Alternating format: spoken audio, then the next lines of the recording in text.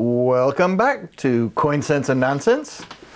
Today, we've got some vintage art bars to look at. Wait a minute. This isn't Coin Sense and Nonsense. This is World Money Wins. Wrong channel. Forget you heard that first part. But anyway, this is inspired by Coin Sense and Nonsense, I guess, because he shows a lot of Seco mint bars on his channel. And I am really into colorized bars. So I got a few, but I also got some from other mints. The first one I got, let's see what it is. The Party's Over from USSC, United States Silver Corporation. He does show a lot of USSC bars on his channel also. And these are kind of a mint that's very highly collectible. I found these, and these are in amazing condition. Look at how well these things have been preserved. I'm holding this over a bed of other silver, so I'm bound to drop one of these and put a big ding in it. So if you want to watch somebody live life on the edge, this is the channel for you, because I live life like there's no tomorrow. In the capsule it goes, and into the collection. Next one I got is one that took me forever to find in the book. Oh wait, let me show you this, actually, since I have the book sitting right here. The Party's Over, Happy Birthday, 1974. It's got a cute puppy on it. If it's got a puppy, I'm buying it. So let's see what this is here. I think this is on page 258. 263, 61, 67. Here's 258. I think it's on page 258 because I looked it up previously and wrote it down. So I'm not that good at memorizing things. So we got USSC 46, The Party's Over, 1974. Right here. Happy Birthday 74.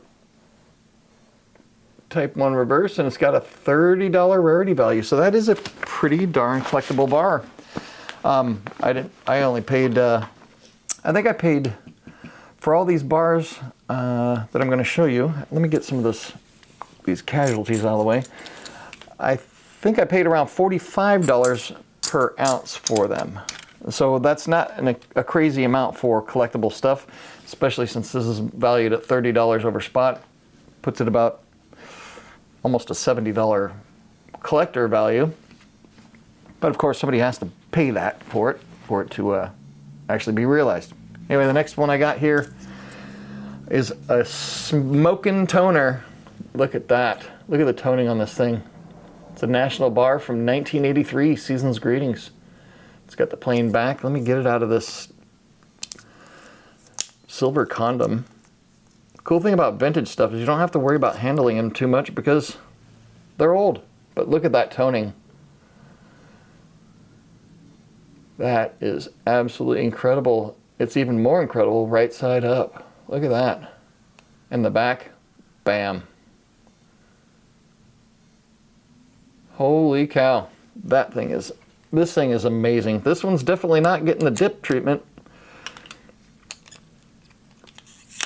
but it's getting the capsule treatment. 1983, Season's Greetings. I've been liking Christmas bars lately. Not super into Christmas stuff, but it's kind of fun. I've been getting more into them, especially with the art bar stuff. I think the art part of it is the thing. That's what makes it. Where's page 314? Can you hear the sirens? They're coming for me. They're coming to take me away. I think the fire department waits until they hear me start a video and they go, hey, all right, time to go, guys. He's starting a video. We got to disrupt it. So we got National 31 here. NA 31. Season's Greetings 83. It's dated. Blank back and a rarity value of 4. Man, they are really going for it. I wonder if my building's on fire. Hopefully not.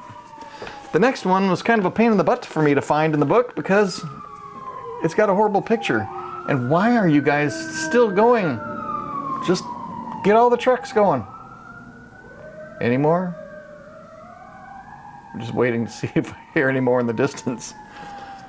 I better turn on the radio and see what's going on. Next one is a American Numismatic Association. This is the Boston Convention from 1973. That threw me all off. I hear more sirens coming, so I'm gonna have to see what's going on. So let's pull this thing out. Try not to handle the face of them just to avoid getting the fingerprints on them, but look at the condition of this thing. This thing has been in this PVC holder its whole life. And check out the back. That is like, it's almost got a proof-like appearance there. It's hard to read on the camera. The ANA 82nd Anniversary Convention, August 21st, 27th, 1973 in Boston. I really like that reverse on there. Boom. So if you can get vintage silver art bars for the same price as generics, it's crazy not to. It is absolutely crazy not to. What page is that thing on? It's on page 212. Took me forever to find it. So the picture is just horrible. And this is Joel D. Ritu. Let's see. I'm starting to talk like Coin Sense and Nonsense now. Look at that. It says 3,000 melted. Let me know if you know what that means. Why would they say 3,000 melted? Interesting. So this is the JR3. Boston ANA, 1973. It's dated 7,000 minted. I guess they melted down 3,000 of them. Kind of an odd thing to put on in the good book here. How many they've melted. How would you know? And why were they melted? I don't know. So last three I got are colorized bars. Super cool. And normally I don't go for the birthdays. Specific birthdays, February 1974. I was born in February, so this one's kind of cool. Let's get her out of here and see what it looks like. On the edge is the serial number. Looks like 440. Yep, 000440. Get out. And the condition on this thing is smoking as well. I think the condition, because of the condition of these things, they're worth that much over spot. Have to be careful taking this out because sometimes the enamel can get chipped off if you handle them too roughly. So it's going into the preservation capsule and some capsule crunches for Bob Woj, Bottom Gun Bob. Really sweet condition on that thing. And before I look it up in the book, because they're all pretty much on the same page, we've got the March 1974 John Quill. What is that? Is that it? So the February is the violet here. John Quill. I don't know if I'm pronouncing that right. Probably not. I'm not a horticulturist. Is that what it is? The people that nerd out about flowers. So this is serial number 000226. That's a kind of a cool serial number after the Sig Sauer P226. Agent Mulder carried a 226 and she was breathtakingly hot. Beautiful bar, just like Agent Mulder. Holy cow. Who else had a crush on Agent Mulder? Not really into gingers, but that one does everything right. Happy birthday, 74.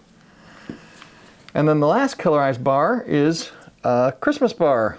We got Season's Greetings 1974. Let's get this thing out. I'm hoping I'm not going to mess up any enameling on these things, but I've got to get them out of these plastic prisons and put them in their other plastic prisons. Can you imagine me stuffed in a bag? I'd rather have it be in a capsule. Wow. Yeah, this thing is it's a monster toner, and look at the condition. Look at the the fields on this. There's no scratches or anything. So I would like this in a bright color, like that isn't all toned up, because when this is not toned up, if you've ever seen these with no toning, they're just amazing looking. The red and the green really pops. Come on, focus there, Buzz. That is a smoking hot bar there. And it's got toning everywhere. Little capsule crunching. And let's see, these are on page 28, 27 and 28. So we can do the season's greeting one first here. Seco 24.